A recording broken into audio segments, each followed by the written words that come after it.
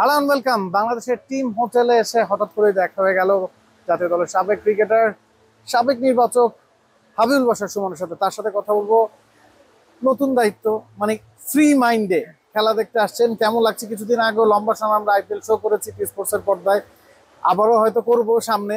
এর আগে এই যে আমেরিকায় খেলা দেখতে আসছেন ফ্রি মাইন্ডে, how does it feel? Very good actually. এভাবে তো আসলে খেলা দেখা হয় না। আমরা তো সবসময় যখন আসি টিমের সাথে আসি, কোনো একটা টিমের দায়িত্ব নিয়ে আসি। এবার এসছি একদম সাধারণ দর্শকের মধ্যে খেলা দেখতে। খেলাটা দেখেছিও সব দর্শকদের সাথে বসে। নর্মালি তো আমরা বক্সে বসে খেলা দেখি, বাট এবার আমার প্ল্যানিং ছিল যে আমি একদম সবাই যেভাবে খেলা দেখে খেলা দিতে সেভাবে খেলা দেখবো। সেভাবে দেখেছি, সবার সাথে খেলাটা খুব এনজয় করেছি। গলা ফাটিয়ে চিৎকার করেছি। বা দর্শকরা কি করে তাদের ইমোশনটা দেখেছি। It's a great good feeling. আর সবচেয়ে বড় কথা, ম্যাচটা জিতে শেষ করতে পেরেছি। জেতার পরে সবার সাথে সেলিব্রেশনটা করেছি। একটু different but good, very good. ম্যাচের কাটা ছেড়ে যদি করতে বসি, নিশ্চিতভাবেই বোলিংটাই বাংলাদেশকে ম্যাচটা জিতেছে। বোলিংটা দুই ডিপার্টমেন্টে, স্পিন পেস যদি আমরা বলি ভালো আছে।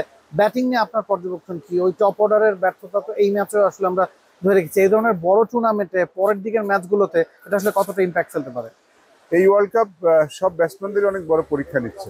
আমার মনে হয় যে আমরা ওয়ার্ল্ড কাপের যে আইপিএল এর কথা বলছিলাম, আমাদের হয়তো মাইন্ডসেটটা কিছু তৈরি হয়েছে যে 200 রান, 240, 260, 200 রান নিয়মিত চেজ করা হবে। সব দলই মনে হয় এরকম চিন্তা ভাবনা করে এসছে। বাট সবাই জানতো ওয়ার্ল্ড কাপ, এই ওয়ার্ল্ড কাপে ব্যাটিংটা হয়তো অত সহজ হবে না। এবং সবাই কিন্তু চ্যালেঞ্জের মুখে পড়ছে, সব ব্যাটসম্যান কেউ কিন্তু স্বাভাবিক ব্যাটিং করতে পারছে না। প্রবাবলি হয়তো এই পার্ট, ইউএসএ পার্টটা এমনই হয়তো আমাদের দেখতে হতে পারে। Different wicket, challenging wicket definitely. আমাদের কালকে একটা অ্যাডভান্টেজ ছিল, যেহেতু আমরা পরে ব্যাটিং করেছি, আমাদের সামনে টার্গেট ছিল, তো স্কোর বোর্ড প্রেশারটা ছিল না। যদিও যে কোনো রান এই ইউএসএ মাটিতে করতে কষ্ট হচ্ছে, বাট একটা ই ছিল যে যেহেতু আমাদের স্কোর বোর্ড প্রেশার নিয়ে আমরা আরেকটু হয়তো দেখে ব্যাটিং করতে পারতাম, সেটা ভালো হতো।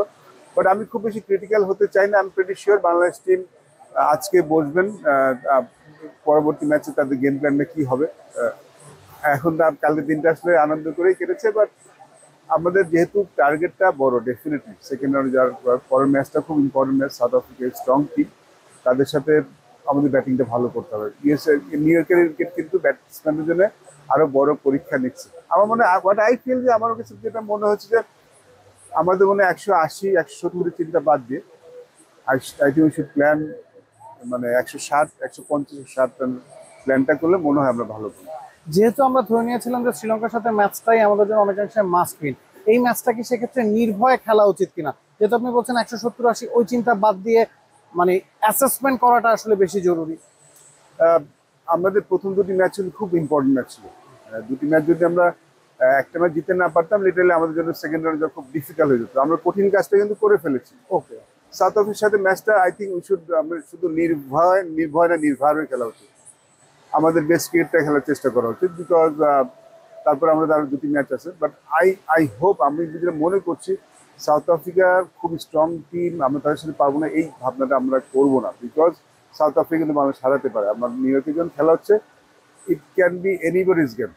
আমাদের ওই বিশ্বাসটা নিয়ে খেলা হচ্ছে। আর যেহেতু প্রেশারটা আমাদের মাথার উপরে চলে গেছে, লাস্ট ম্যাচ জিততে না পারলে আমাদের এই ম্যাচটা will be under lot of pressure থাকতাম, সেটা নেই। আমাদের তো মূল সমস্যা এটাই, মেন্টাল প্রেশারটা, সেটা থেকে কিন্তু আমরা বের হয়ে গেছি। তো আমার মনে হয় একটু নির্ভরে আমরা খেলতে পারবো, সেটা আমাদের কাজে লাগানো উচিত। শুনবো শেষ প্রশ্ন। সাউথ আফ্রিকা একই মাঠে 3টা ম্যাচ খেলছে, সেখানে আপনিও ট্রাভেল করছেন, বাংলাদেশ দল মাত্র এই হোটেলটা ছেড়ে গেছে নিউ ইয়র্কের উদ্দেশ্যে। এটা কতটা ইম্প্যাক্ট ফেলতে পারে? সাউথ আফ্রিকার কন্ডিশনটা ওদের জন্য একটু সুবিধা হচ্ছে, তার কিন্তু তারা আগে ম্যাচ খেলেছে, তাদের থার্ড ম্যাচ আমাদের সাথে আমরা কিন্তু খেলেছি।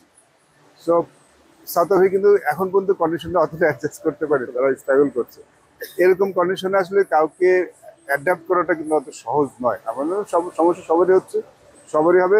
বাট আমি স্ট্রংলি ফিল করি একটা জিনিস, যখন আমরা ম্যাচ খেলতে যাব, আমাদের আসলে কন্ডিশনটা মাথায় নিয়ে অতটা খেলা ঠিক হবে না। আমি সেম ফর বোথ টিম, এবং অ্যাডভান্টেজ সবারই থাকবে। তো আমার মনে হয় যে হোয়াট এভার ইট ইজ, আর যখন ওয়ার্ল্ড কাপ খেলতে আসবে, তখন কোনো টিম ভালো, কন্ডিশন খারাপ, এই চিন্তা ভাবনা করার অবকাশটা আসলে থাকে না। যেদিন ম্যাচ থাকবে, পজিটিভ মাইন্ডসেটটা খুব ইম্পর্টেন্ট। হাবিবুল বাশার সুমন, আপনাকে অসংখ্য ধন্যবাদ। টি স্পোর্টসের পর্দায় সবসময় অনুষ্ঠানে আমরা দেখি, আমেরিকা এসেও পেয়ে গেলাম, ধন্যবাদ আপনাকে। ধন্যবাদ। দর্শক, আমাদের সাথে হাবিবুল বাশার সুমন ছিলেন এবং বলছিলেন সাউথ আফ্রিকার বিপক্ষে ম্যাচটা শুধু নির্ভয় না, বাংলাদেশের উচিত নির্ভর হয়ে খেলা, কারণ এই ম্যাচে বাংলাদেশ যদি হেরে যায় খুব বেশি কিছু আসলে হারানোর থাকবে না, তবে পাওয়ার অনেক কিছু আছে। সেটা মাথায় রেখেই নামতে হবে সাউথ আফ্রিকার বিপক্ষে নিউ ইয়র্কের চ্যালেঞ্জিং উইকেটে। Nabil Kasar, T Sports, Dallas.